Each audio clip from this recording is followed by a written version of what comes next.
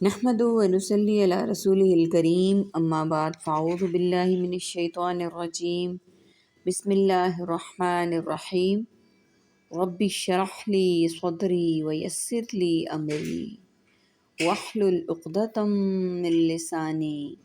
یفقہ قولی رب زدنی علما رب زدنی علما رب زدنی علما اللہم فقہنا فی الدین اللہم فقہنا فی الدین اللہم فقہنا فی الدین اللہم فقہنا فی الدین اعوذ باللہ السمیع العلیم من الشیطان الرجیم من ہمزہ ونفخہ ونفثہ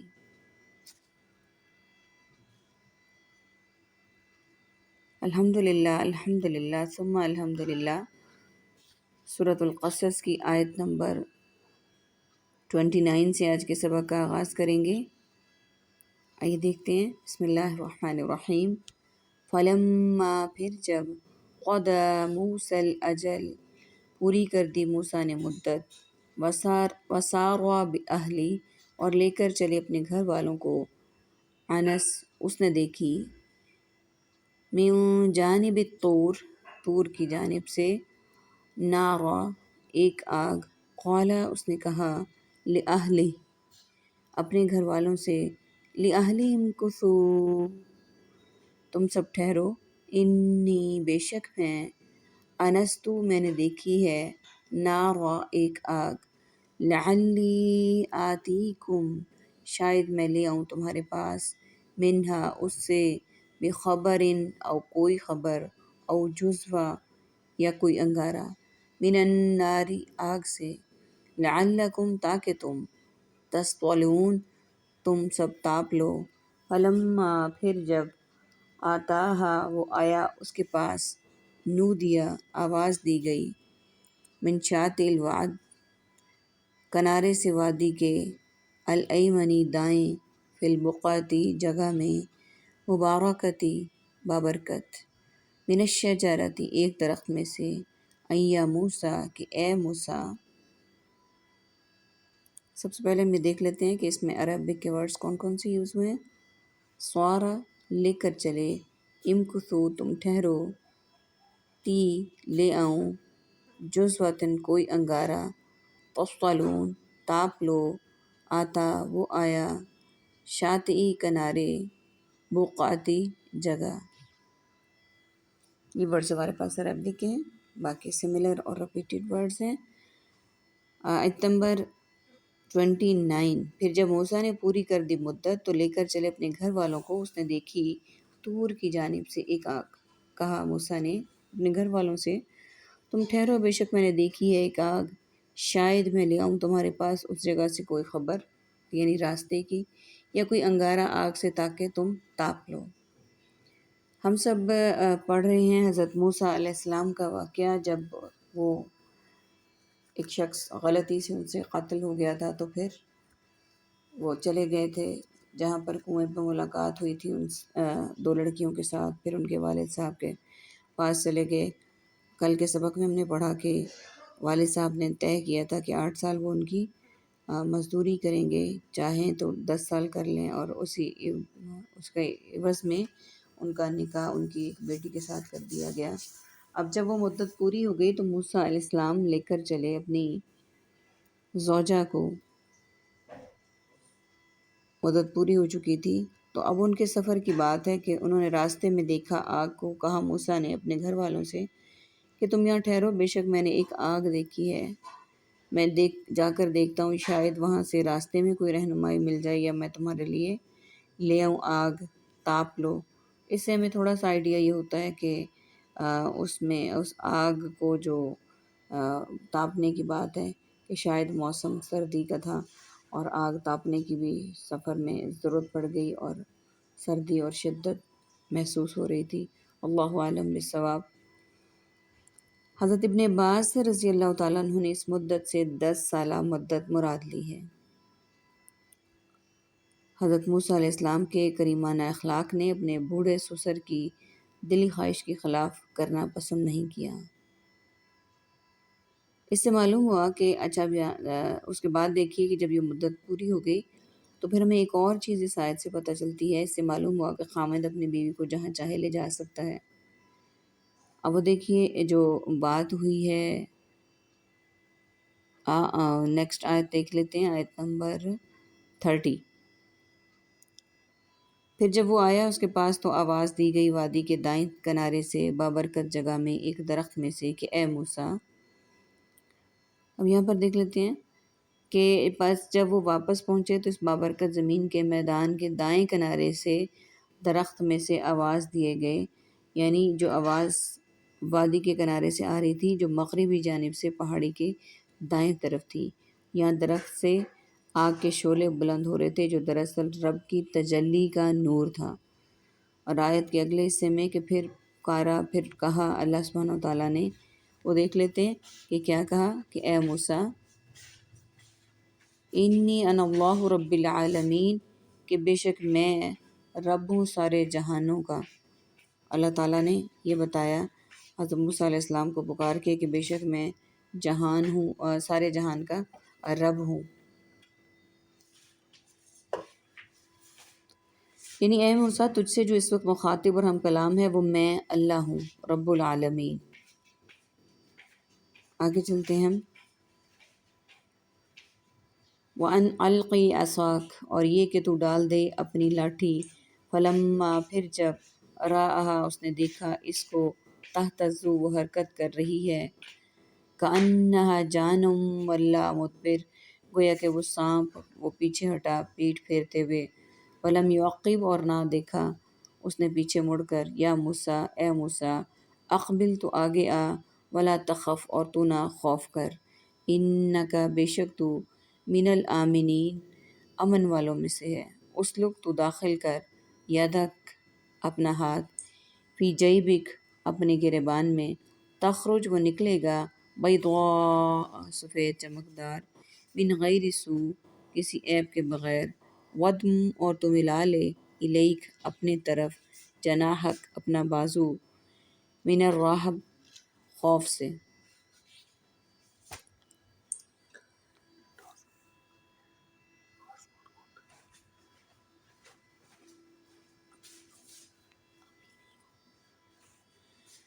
سب سے پہلے دیکھیے ہم عربک کے ورڈز دیکھ لیتے ہیں، تہتزو وہ حرکت کر رہی ہے، جانن ایک سانپ، ولا تو پیچھے ہٹا، اسلک داخل کر، جیبی گریبان، جناحک بازو۔ یہ ورڈز ہمارے پاس عربک ہیں، باقی سملر اور ریپیٹڈ ورڈز ہیں۔ آیت نمبر ہمارے پاس نیکسٹ ہے 31، اور یہ کہ ڈال دے اپنی لاٹھی، پھر جب دیکھا لاٹھی کو کہ وہ حرکت کر رہی ہے گویا کہ وہ ایک سانپ ہے، تو وہ پیچھے ہٹا پیٹھ پھیرتے ہوئے، اور نہ دیکھا اس نے پیچھے مڑ کر، کہا گیا اے موسیٰ آگے آ اور خوف نہ کر، بے شک تو امن والوں میں سے ہے۔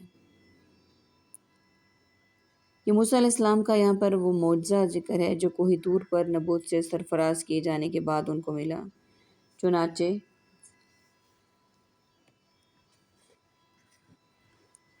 یعنی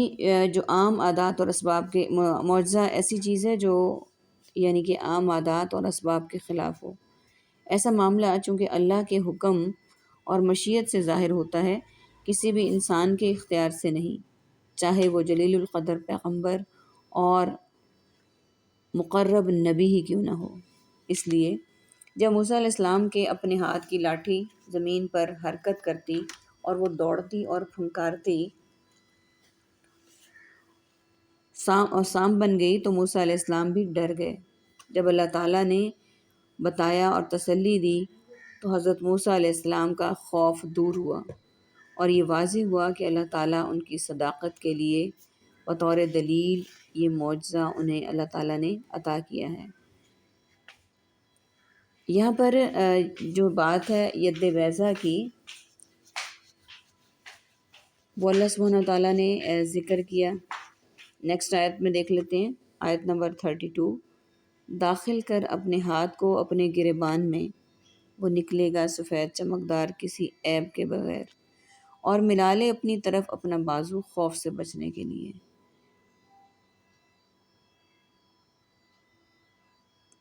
اب یہاں پر دیکھ لیتے ہیں، آیت نمبر ہماری چل رہی ہے 33، 2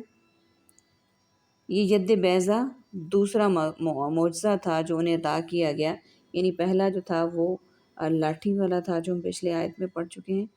اور اب ید بیضہ دوسرا معجزہ تھا جو انہیں عطا کیا گیا جیسا کہ پہلے گزرا۔ دیکھیے لاٹھی کے اژدہا بن جانے کی صورت میں جو خوف حضرت موسیٰ علیہ السلام کو لاحق ہوا، اس کا حل بتا دیا گیا کہ اپنا بازو اپنی طرف ملا لیا کر، یعنی بغل میں دبا لیا کر، جس سے خوف جاتا رہے گا۔ بعض مفسرین کہتے ہیں یہ عام ہے کہ جب بھی کسی سے کوئی خوف محسوس ہو تو اس طرح کرنے سے خوف دور ہو جائے گا۔ امام ابن کثیر رحمۃ اللہ علیہ فرماتے ہیں کہ حضرت موسیٰ علیہ السلام کی اقتدا میں جو شخص بھی گھبراہٹ کے موقع پر اپنے دل پر ہاتھ رکھے گا تو اس کے دل سے خوف جاتا رہے گا یا کم از کم ہلکا ہو جائے گا انشاءاللہ۔ یعنی فرعون اور اس کی جماعت کے سامنے یہ دونوں معجزے اپنی صداقت کی دلیل کے طور پر پیش کرو۔ یہ لوگ اللہ کی اطاعت سے نکل چکے ہیں اور اللہ کے دین کے مخالف ہیں۔ نیکسٹ آیت کو دیکھتے ہیں، آیت نمبر 32 کے نیکسٹ پارٹ کو۔ فتانی کا پس یہ دونوں برہانانی دو دلیلیں ہیں، میں ربک تیرے رب کی طرف سے، الی فرعون کی طرف، وملئہ اور اس کے سرداروں، انہم کانوا قوما فاسقین بے شک وہ سب لوگ تھے نافرمان۔ قال اس نے کہا، ربی اے میرے رب، انی قتلت منہم نفسا میں نے قتل کیا ان میں سے ایک شخص، فاخاف پس میں ڈرتا ہوں، ان یقتلون کہ وہ سب قتل کر دیں گے مجھے، واخی اور میرا بھائی ہارون، وہ افصح وہ زیادہ فصیح ہے، منی مجھ سے، لسانن زبان میں، فارسلو تو بھیج اسے، معیہ میرے ساتھ، ردن یصدقنی مددگار بنا کر وہ تصدیق کرے میری، انی اخاف بے شک میں ڈرتا ہوں، ان یکذبون کہ وہ سب جھٹلا دیں گے مجھے۔ سب سے پہلے ہم دیکھ لیتے ہیں کہ عربک کا ورڈ کون کون سا یوز ہوا ہے یہاں پر۔ فرسٹ ورڈ ہے ملائی سرداروں، ردن مددگار بنا کر، یہ دو ہی ورڈز عربک کے ہیں، باقی سملر اور ریپیٹڈ ورڈز ہیں ہمارے۔ اب یہاں پر دیکھ لیجئے آیت نمبر 33،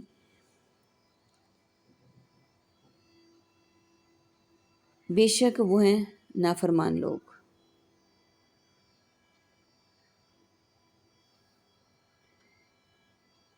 یعنی یہ وہ خطرہ تھا جو واقعی حضرت موسیٰ علیہ السلام کی جان کو لاحق تھا، کیونکہ ان کے ہاتھوں ایک قبطی کا قتل ہو گیا تھا۔ یعنی یہ دیکھیں کہ فرعون اور اس کی جماعت کے سامنے یہ دونوں معجزات جو پیش کیے گئے تھے وہ دلیل کے طور پر پیش کیے گئے تھے۔ یہ لوگ اللہ کی اطاعت سے دور نکل چکے تھے اور وہ اللہ کے دین کے مخالف تھے۔ اور اب جو بات ہو رہی ہے کہ مجھے اندیشہ کہ قتل کر دی، اس اندیشے کی بات ہو گئی، اور یہ وہ خطرہ ہے جو واقعی حضرت موسیٰ علیہ السلام کی جان کو لاحق تھا، کیونکہ ان کے ہاتھوں ایک قبطی قتل ہو چکا تھا۔ آیت نمبر 34، اسرائیلی روایات کی روح سے حضرت موسیٰ علیہ السلام کی زبان میں لکھنت تھی، جس کی وجہ یہ بیان کی گئی کہ حضرت موسیٰ علیہ السلام کے سامنے آگ کا انگارہ اور کھجور یا موتی رکھے گئے، تو آپ نے انگارہ اٹھا کر منہ میں رکھ لیا تھا، جس سے آپ کی زبان جل گئی۔ یہ وجہ صحیح ہے یہ نہیں، تاہم قرآن کریم کی یہ نص سے یہ تو ثابت ہے کہ حضرت موسیٰ علیہ السلام کے مقابلے میں حضرت ہارون علیہ السلام فصیح اللسان تھے، اور حضرت موسیٰ علیہ السلام کی زبان میں ایک گرہ تھی جس کے کھولنے کی دعا انہوں نے نبوت سے سرفراز ہونے کے بعد کی۔ ردن کے معنی ہے معین، مددگار، تقویت پہنچانے والا،